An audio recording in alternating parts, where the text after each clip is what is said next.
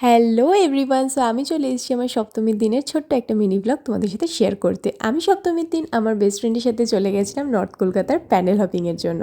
আমাদের first destination ছিল শোভাবাজার রাজবাড়ি। এবার 269তম দুর্গোৎসব ছিল শোভাবাজার রাজবাড়ির। আমার না ভীষণ ভালো লাগে এরকম সাবেকি পুজো বা বনেদি বাড়ির পুজো দেখতে।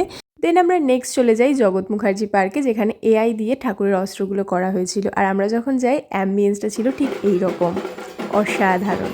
আর মায়ের মুখটা নিয়ে তো কিছু বলারই নেই, অপূর্ব সুন্দর। দেন নেক্সট আমরা চলে গেছিলাম শ্যামপুকুর স্ট্রিটে ঠাকুরটা দেখতে। এখানে আমরা যখন যাই তখন অলরেডি এখানে সপ্তমীর পুজো চলছিল। তো আমরা দাঁড়িয়ে কিছুক্ষণ পুজো দেখলাম, ঠাকুরকে প্রণাম করলাম, দেন হাঁটা লাগালাম। অ্যান্ড দেন আমাদের নেক্সট প্যান্ডেল ছিল শিকদার বাগান। আর এই প্যান্ডেলের যে ঠাকুরটা ছিল না, এটাও খুবই সুন্দর ছিল।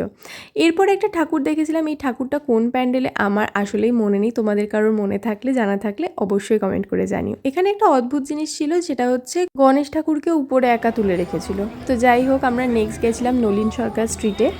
আর এখানে গিয়ে মনে হচ্ছিলো আমি কোনো একটা রূপকথার দেশে চলে এসেছি, এতটা সুন্দর ছিল প্যান্ডেলটা। আর শুধু প্যান্ডেলই না, প্যান্ডেলের ভেতরে মায়ের মুখটাও ছিল খুব সুন্দর, মনে হচ্ছে রূপকথারই কোনো একটা চরিত্র। তারপরে এখানে ঠাকুর দেখলাম, আর আমার খুব ইচ্ছা হলো এই ঠাকুরের সাথে একটা ছবি তুলতে, তাই একটা ছবি বা ভিডিও করে নিলাম। দেন এই প্রকাণ্ড ভিড়টা ঠেলে আমরা ফাইনালি ঢুকলাম হাতিবাগান সার্বজনীনের পুজো দেখতে। আর এটা ছিল হাতিবাগান সার্বজনীনের মা। দেন আমরা নেক্সট চলে গেলাম কাশী বোস লেনের পুজো দেখতে। আর এখানের থিম ছিল লীলা মজুমদার। পুরো পাড়াটা জুড়ে ওয়াল পেন্টিং ছিল, মানে প্রত্যেকটা দেয়ালে। আর ঠাকুরের মুখটাও ছিল খুব সুন্দর। আনফর্চুনেটলি আমি সুন্দর করে তুলতে পারিনি মুখটা, তাই আমি শেয়ার করতে পারলাম না।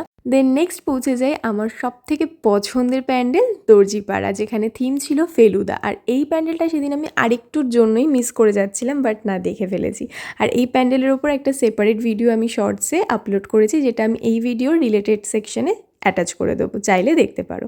আজকের জন্য এইটুকুই, টাটা।